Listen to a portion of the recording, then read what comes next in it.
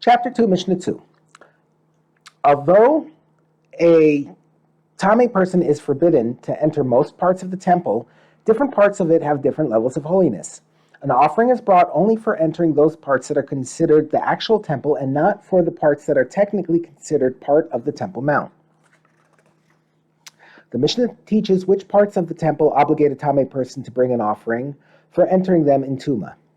An offering is brought whether someone enters the original part of the main courtyard or whether he enters an addition to the main courtyard. That is, an area added to the courtyard at a later time, because the added area also acquired the sanctity of the courtyard. The Mishnah explains the procedure through which an area may be added to the temple courtyard or to Jerusalem.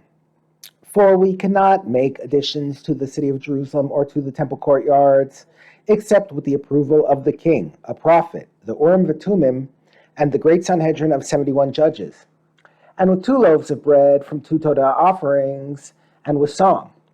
Each loaf is carried by a Kohen, who marches along with the people around the edge of the area being added, while the Levites sing verses from Psalms. Once the march is completed, the additions become consecrated with the same sanctity as the original boundaries of Jerusalem or the courtyard. The Mishnah teaches how the march is performed. The high court, i.e. the great Sanhedrin, marches in the following manner. The loaves of the 2 Todah offerings were carried first, and the great Sanhedrin walked behind them. And all of Israel walked behind them, the Sanhedrin.